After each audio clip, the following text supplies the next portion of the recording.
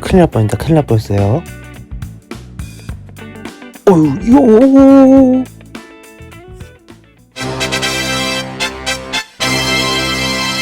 안녕하세요. 운전하는 곰돌입니다. 오늘은 횡단보도 위에서 사고가 발생됐을 때 여러분들이 어떻게 처벌을 받는지에 대해서 한번 확인해 보도록 할게요. 일단 여러분들 횡단보도 사고에 대해서 이해하시려면 교통사고 처리 특례법이라는 항목을 보셔야 합니다.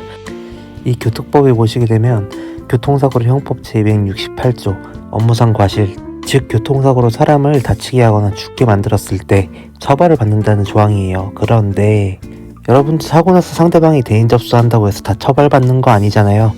종합보험에 가입이 되어 있으면 처벌을 하지 않는다 라고 나와 있기 때문이에요. 그런데 여기 보시면 교특법 제3조 2항에 해당되는 경우는 이 특례 적용을 받을 수 없다 라고 명시가 되어 있어요. 그러면 이 3조 2항이 무슨 항목이냐?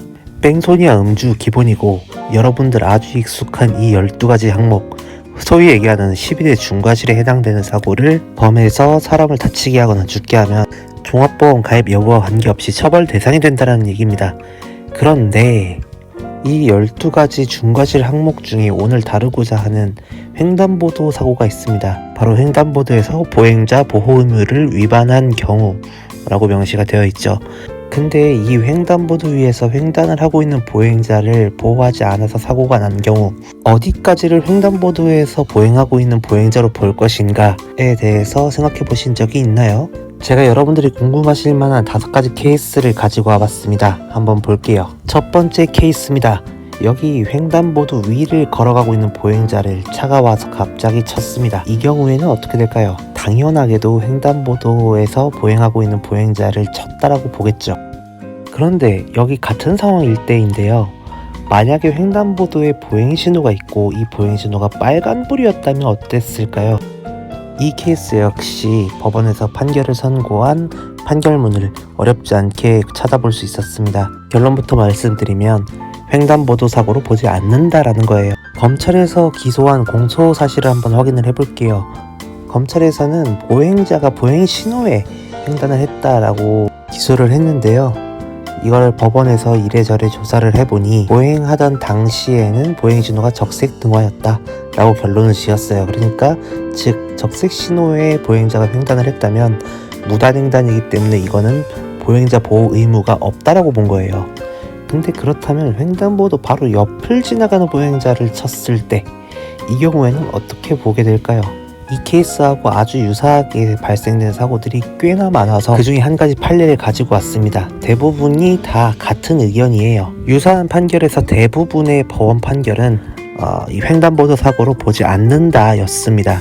횡단보도 1m 옆 정도를 지나고 있는 보행자를 친 거는 횡단보도 위에서의 사고라고 볼 수가 없다 이렇게 판결을 한 거예요. 따라서 종합보험이 가입되어 있으면 중과실 사고가 아니니까 처벌을 할 수 없다라고 판단을 한 겁니다. 자, 다음 케이스를 볼게요. 자, 횡단보도 옆에 자전거 횡단도로가 있는 경우가 있습니다.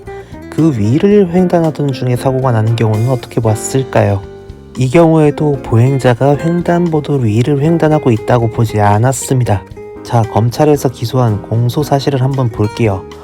보행자가 횡단보도 바로 옆에 나와 있는 자전거 횡단도로 횡단을 하고 있던 경우에 사고가 발생이 됐으니까 이것은 횡단보도 위에서 사고가 난 것이다 라고 봐야 된다라는 게 공소 사실입니다. 그런데 법원에서 판단하기로는 자전거 횡단도로 횡단하고 있는 것을 확인을 했고 그렇다면 이거는 횡단보도라고 볼 수가 없다. 따라서 이건 중과실 사고가 아니다라고 무죄를 선고한 겁니다. 여기 보시게 되면 각 주에 횡단보도와 자전거 횡단도는 다른 개념으로 봐야 된다라고 구분을 지어놓고 있습니다. 자, 그렇다면 마지막 케이스는 어떻게 될까요? 만약에 한쪽 발만 횡단보도에 걸쳐진 상태에서 사고가 난다면 이거는 횡단보도 위에서의 사고라고 볼 수가 있을까요? 자, 이 부분에 대해서는 사실 상당히 논란이 많은데 이 부분은 여러분들 댓글로 의견을 많이 주시면 감사하겠습니다. 그럼 다음 시간에 봐요. 안녕.